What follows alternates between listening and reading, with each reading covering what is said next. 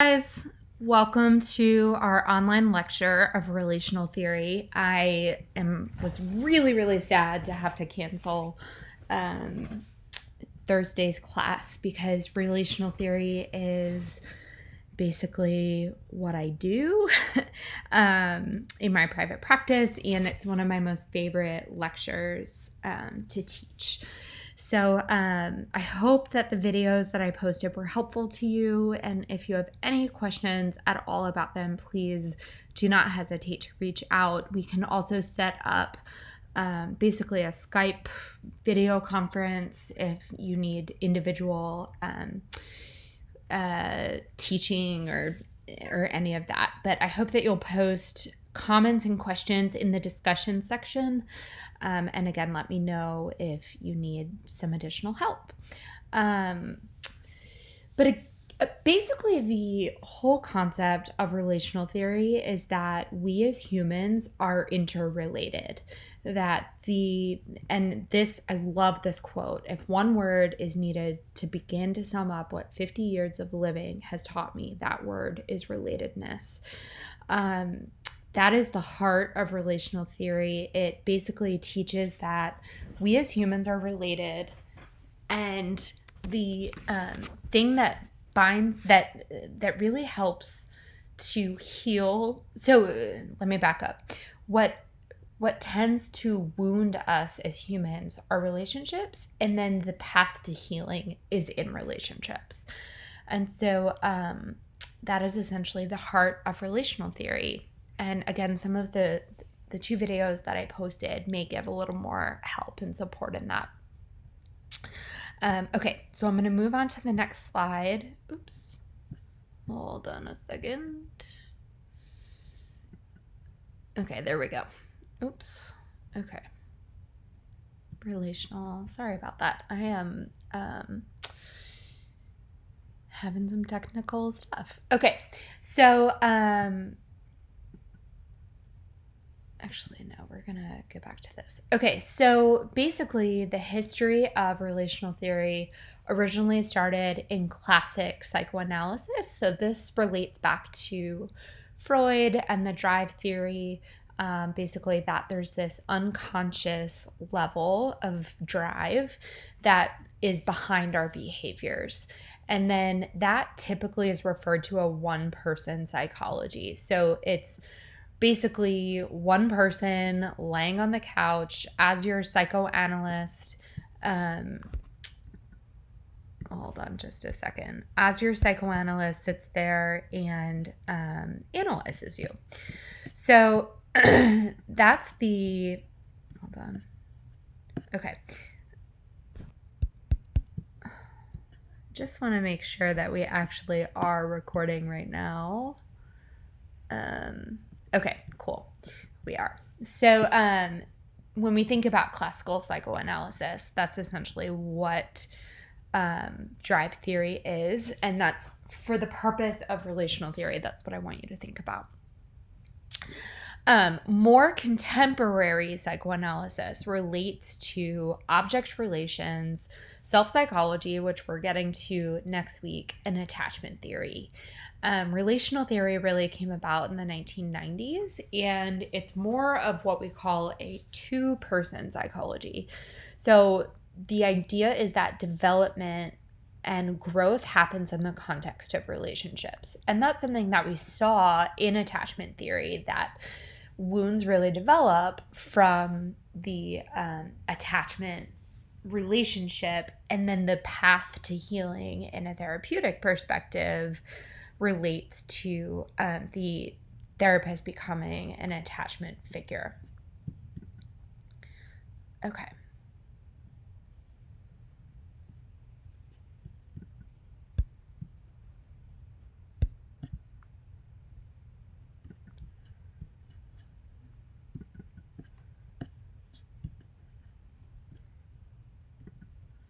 Sorry guys, I'm using a Mac right now and I'm a little bit confused about if we actually are recording, which I think we are. I hope we are.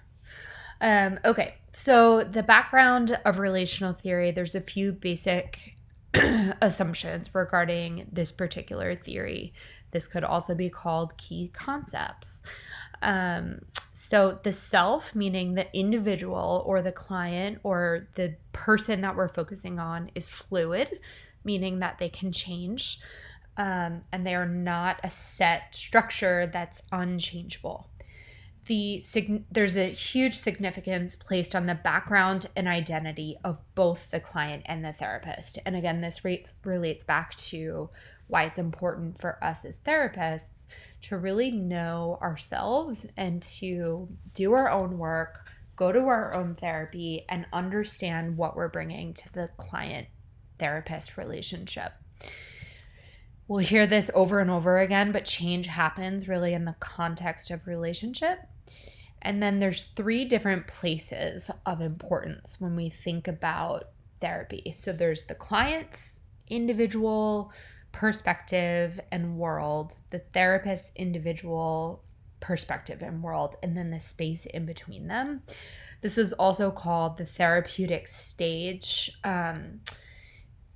Lou Aaron, who was quoted in the Cody and Lehman book quite a bit, he did a lot of research and talks about the therapeutic stage quite a bit. This can also be called the plane or the psychic space in which they interact, and that's in the Turner book. Another core basic assumption or core concept of relational theory is that therapy is considered to be a highly collaborative process. Speaking of this, there's another video that I'm going to post that's about the therapeutic process and what it is. And then within that, there's a few different ways that people go about doing therapy. And again, relational theory is one of those. So I will post that. It gives a really good overview of what therapy is. Okay, so some key terms within relational theory is mutuality or co-creation. And this is really, really important in addition to intersubjectivity. These are big words that basically mean that relationships are a two-way street. And that is why I posted the Beatrice Beebe video about the infant and mother interaction. And basically what you can summarize from that is that the mother influences the reactions of the baby, and then the baby influences the interactions of the mother, and they become this dynamic that creates an enactment.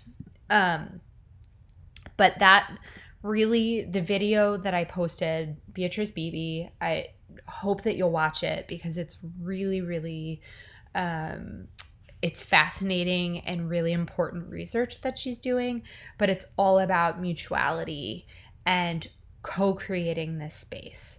So in the therapy, you want to think about interpretation is a conversation. So previously, when we think about Freudian psychoanalysis, interpretation would be something that the therapist is imparting on the client and saying, well, this is what I think this is from the therapist's perspective. When we think about relational theory, it's more of a two-way street. It's a conversation. Understanding the client's world is making sense together, and whatever is understood or interpreted exists in relational and historical networks. So this basically means that everything in the therapy are co-created and co-determined. These are the big words that I want you to think about. There's co-creation and co-determination. And this is really at the heart of relational theory. Intersubjectivity is really another way of thinking about this, that there's this interactive dynamic that happens between two people. So it's the space in between these two people where things happen and unfold. Enactment is a word that comes up over and over again, and Marie Hoffman talks about enactment quite a bit in her video. And this is basically an unconscious dynamic that comes out and exists between the therapist and the client. So there's a few ways that this can happen. And it basically, one example that I have is a client that when she was growing up, she has divorced parents, and she would be like a ping pong ball between mom and dad. So she would go to dad, and dad would say something negative about mom, and then mom would say something negative about dad, and she'd be like back and forth and kind of confused between their fighting. And so when she started seeing me for therapy, it was really important that I worked to try to keep mom out of the therapy, even though mom really wanted to become involved and come meet with me and talk with me. But eventually, there was this same enactment that happened, and mom became very upset with some of the things that were happening in our therapy, and client would go home and mom would become very upset with me and yell and basically create the same dynamic that client had when she was a child about her dad. So client would come back into session with me, and this is where the enactment played out. And it was almost as if my client was behaving like she did when she was a child, bouncing back and forth between mom and dad, and really trying to gain my approval, but also having negative, negative feedback from her mom about me and about the work that I was doing. Please let me know if you have more questions about this. This is a really important concept when we think about relational theory. And then transference and countertransference, we've talked about quite a bit in our class. Transference is when the client projects certain relationships onto the therapist, and countertransference is, in short, the feelings that the therapist has toward the client. So these are all very important terms related to relational theory. And this here is like a very, very shortened, annotated therapeutic process overview.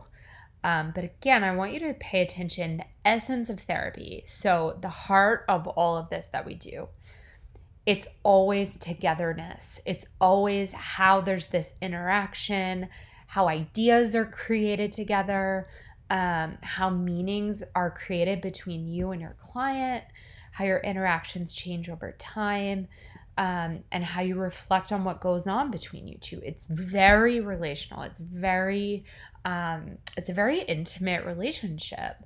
But the basic overall therapeutic process is that it always starts with engagement. So the therapist, in the engagement process, the therapist is highly authentic. And again, this compares to the blank slate when we think about classic psychoanalysis and Freudian work. That was really what was taught classically, that the therapist would be completely blank and not provide any of their own feelings. But in relational theory, the therapist uses their own feelings to help further the therapeutic process.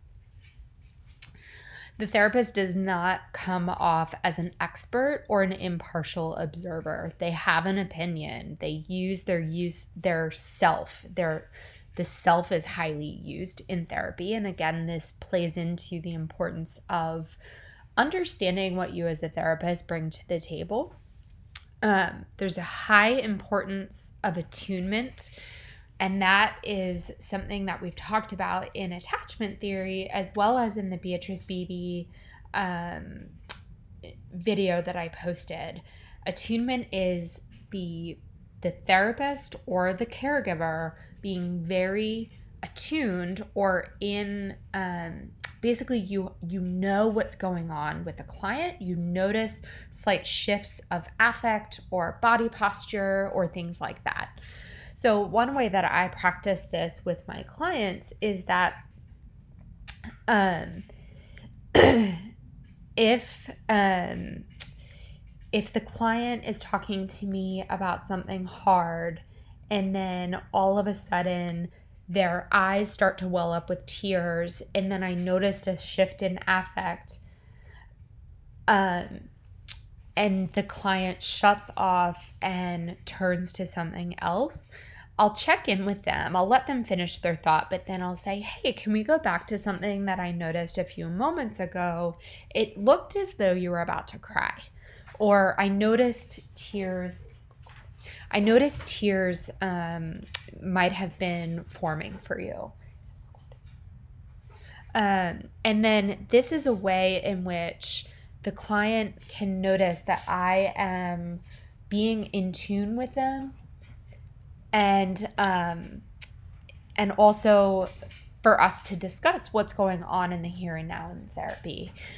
So 9 times out of 10, the client will say, yeah, I was about to start crying. And then I'll check in with them and say, what was it for you that started to bring up tears for you? And that's a way to challenge them, to let them know that I'm attuning to them.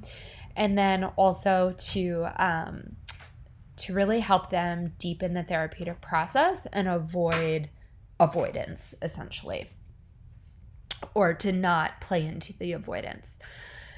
Okay.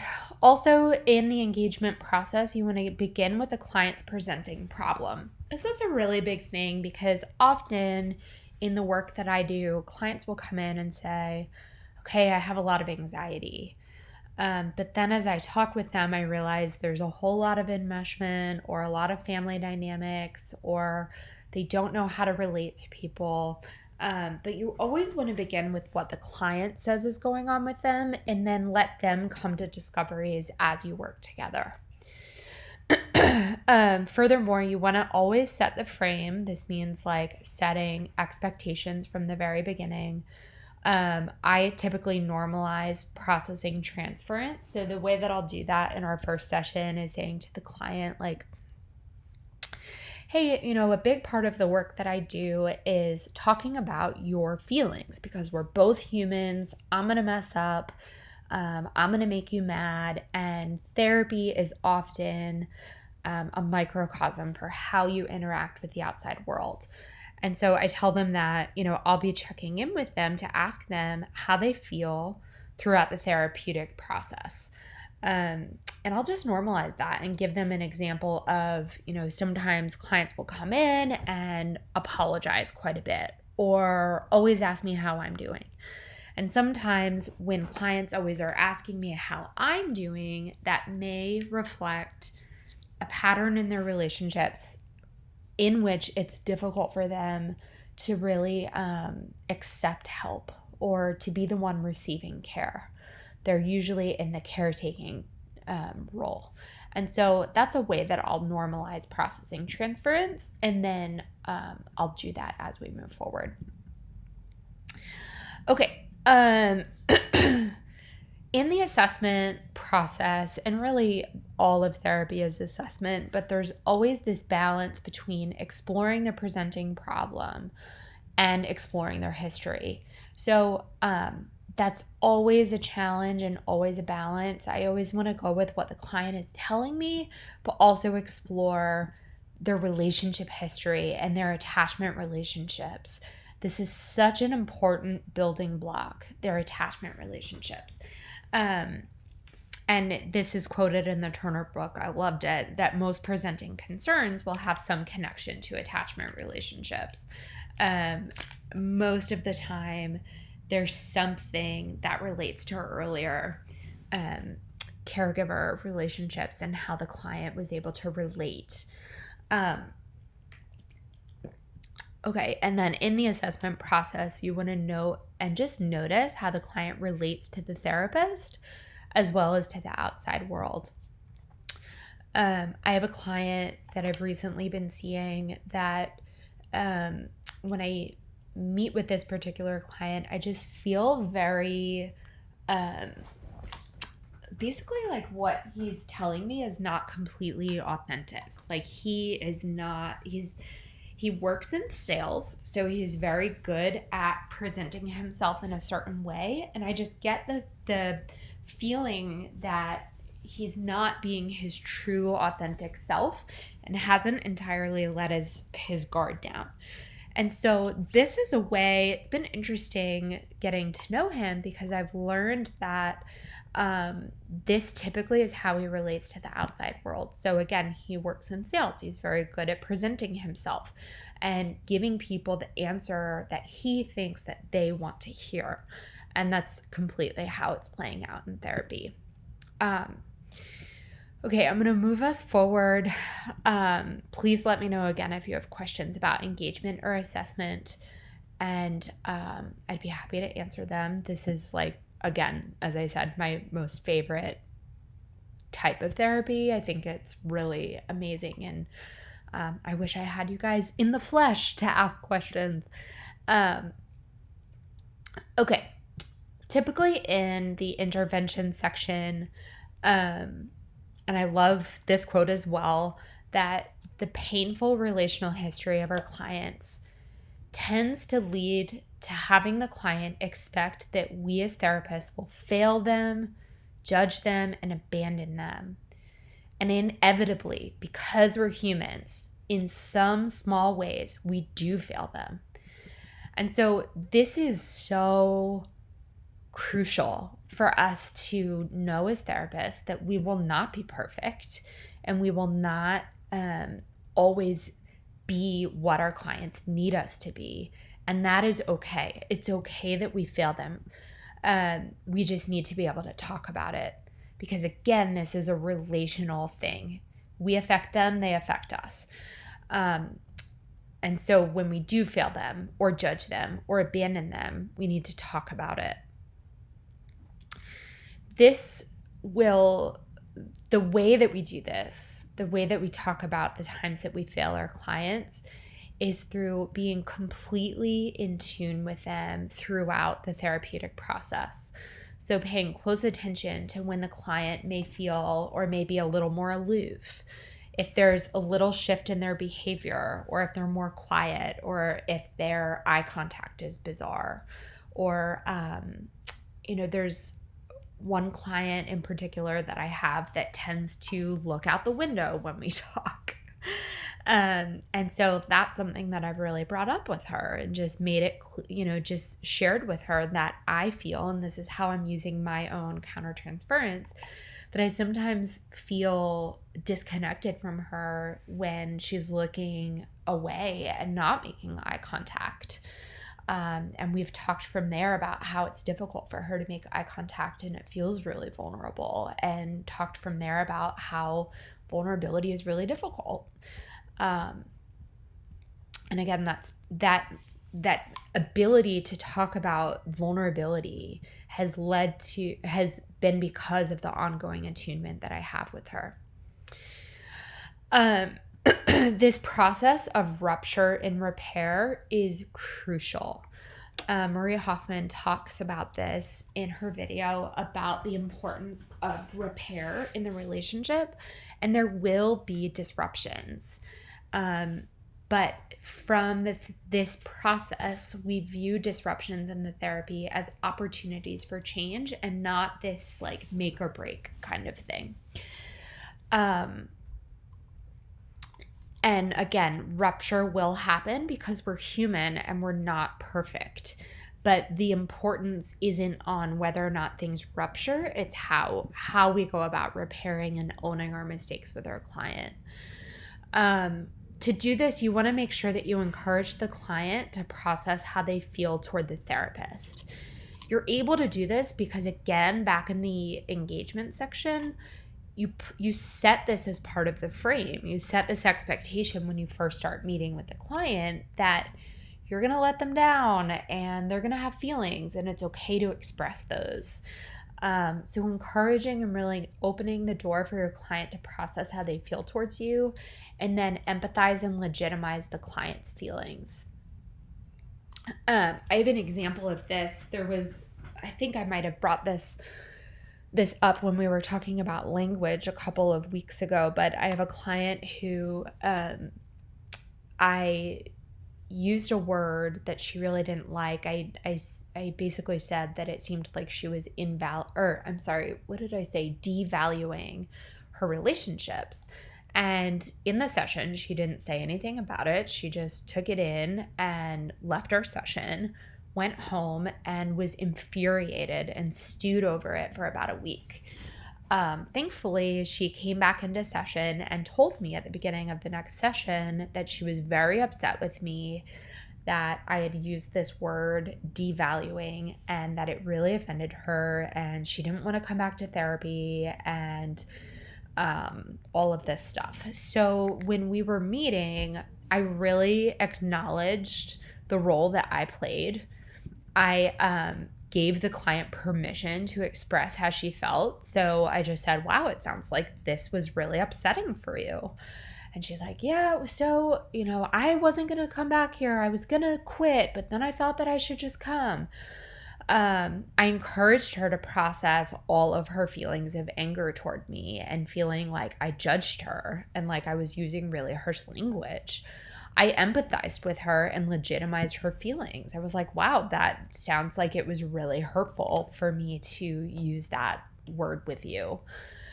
What word would you like that I use? And then I processed with her and asked, what was it like? And this is further encouraging. But I said, what was it like for you to sit in session with me last week and not say anything at the time?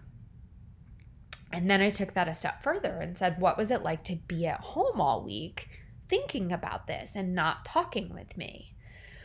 And then I took that a step further and said, what was it like for you to come in today and talk to me about this face to face? So this is the way that I linked her current feelings from the rupture to historical experiences. So she viewed anger and expressing anger as something that she couldn't do with someone she was very close with. And so for her, being close and being angry do not go hand in hand. She tended to essentially ghost people that she was upset with. And so that became a way that we linked historical experiences and past relationships and talked about building a new path and building a new way to be able to express her anger, express her feelings, and still be close to me. So I'm going to move on to the next two little parts of self-disclosure. So there are some ways that you can use self-disclosure. We've talked quite a bit about sharing countertransference reactions. So sharing your own feelings of, I felt a little caught off guard when you said this, or I'm feeling, I feel cut off from you when you're looking out the window and not making eye contact. Or, sometimes I feel on edge when you come in and it seems like you want an answer from me right away. There are different ways that you can share your countertransference, but in order to do that, and this is why I always stress therapy, it's important for you to be doing your own work so that you can really get in the habit of tuning in with how you truly feel about things. I also highly recommend really good clinical supervision so that you can know how to appropriately use your countertransference as a tool. Another great way of sharing dilemmas with a client, and this was in one of the texts, I think it was in the Cody and Lehman book, but you can share your dilemmas that you have and you can say to them, I'm feeling uncertain about how to bring this up to you. And again, this is you bringing up your challenges and how you're not sure of how to go about things in a way that's helpful to the client. And these are, again, this all goes back to ways that you self-disclose as a therapist to help promote the relational dynamic.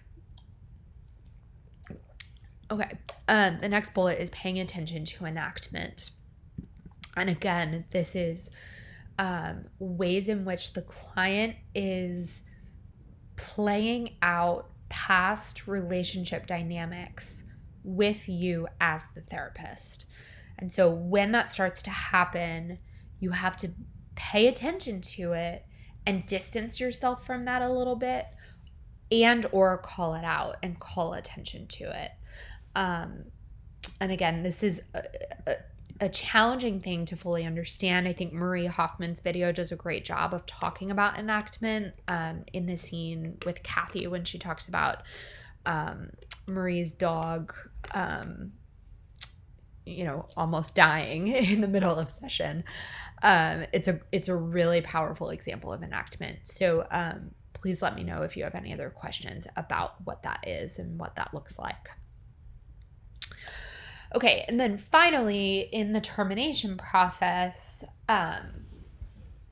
the termination process in relational theory is collaborative. So it's always negotiated between the client and the therapist. Classical psychoanalysis, it's definitive. So you set a time and you absolutely terminate. A relational theorist may think more about tapering and helping to really promote individuality of the client. So going back to every other week or monthly, and really thinking about what is coming up in the relationship as you think about termination. I had a supervisor once tell me to always be looking for termination and looking for signs from the client that they want to terminate. So I have a client right now that, and different things will play out in the therapy that mean different things to clients, but I have a client right now that has, she called me to tell me that she wanted to quit therapy. And this is someone that I think needs actually probably at least another year, probably more. She has a lot of trauma and a lot more healing that I think is possible for her. But she called me when she was very upset and said, I'm really overwhelmed and I'm not coming back to therapy. As we talked through it, it seemed that therapy has been very difficult for her and very emotionally overwhelming. And to escape that feeling of being overwhelmed, she just wanted to terminate altogether. So I just said, hey, how about you come back in and we talk about it face to face? In her next session, she was like, no, I really don't want to terminate. I want to keep going. However, since then, she's been canceling almost about every other week, which shows me that there's some ambivalence about termination and ambivalence about her wanting to be in the therapy. And she actually canceled for our upcoming appointment this Wednesday. And so I was thinking about this today and how I, as a relational theorist, need to bring up some of my feelings, some of my countertransference about wanting to help her and feeling like I'm not able to because she's pulling away. And so again, that is part of enactment for her. She has been on her own for quite a bit, and receiving help is very difficult. So some of the transference that's happening, we've talked about this, I think, in here. Some of the transference that's happening is I'm becoming a parental figure for her, but because she's never had an appropriate attachment to a parental figure, she's pushing me away like she has in previous caregiver relationships. And again, I'm happy to answer any other questions. I know I've said this a few times, but I'm really sad that we weren't able to meet in person. I appreciate your patience and graciousness in bearing with me for an online class 2 weeks in a row. Obviously, that is not ideal, but things happen because we're human. So I'll do the best I can to answer any questions that you have. If you do participate online this week in this discussion, I will, and to participate and to get an extra credit point, you need to post thoughtful comments and questions and thoughtfully respond to your peers. And I'm going to use my discretion to determine what is thoughtful. But here's a few questions that can help you get started. Like, what are the strengths and weaknesses? How would you apply this to work with Laura? And then what are some examples of enactment that you've seen play out in your clinical work with clients? The reason why I posted this question is because enactment is really at the heart of relational theory. Okay, I hope that you guys had a great weekend, and I'm going to post this video tonight, and then I'll post the lecture for self-psychology later in the week, as well as another video to help make things a little more clear for you. But please let me know if you have any questions, and I'll see you soon. Bye.